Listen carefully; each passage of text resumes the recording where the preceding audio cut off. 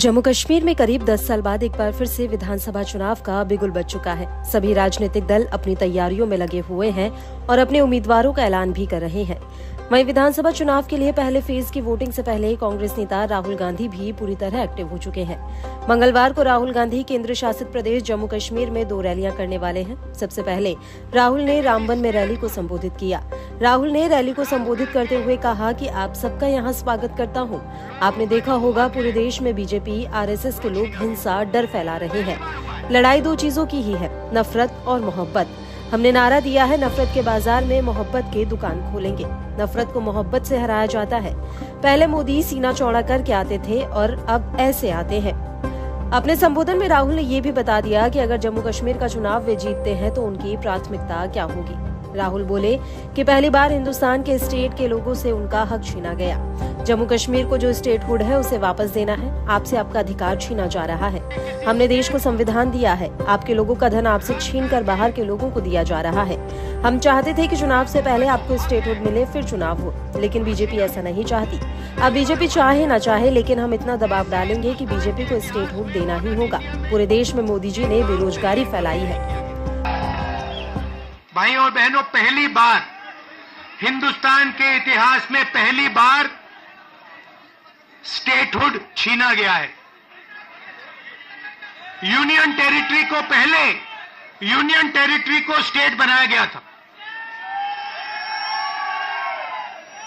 State को बांटकर 2 state बनाए गए। तेलंगाना बना,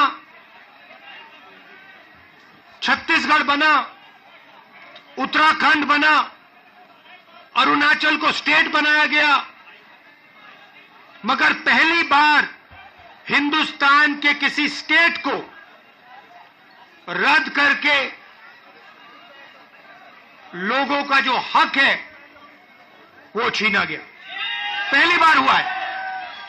ऐसे हिंदुस्तान के इतिहास में, मॉडर्न इंडिया में यह काम पहले कभी नहीं किया गया है।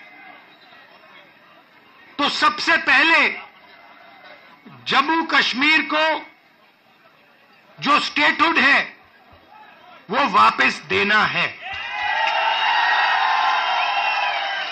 क्योंकि आपका सिर्फ स्टेट नहीं छीना गया। आपके अधिकार, आपका धन, सारा का सारा आपसे छीना जा रहा है। 1947 में हमने राजाओं को हटाकर लोकतांत्रिक सरकार बनाई। हमने देश को कॉन्स्टिट्यूशन दिया।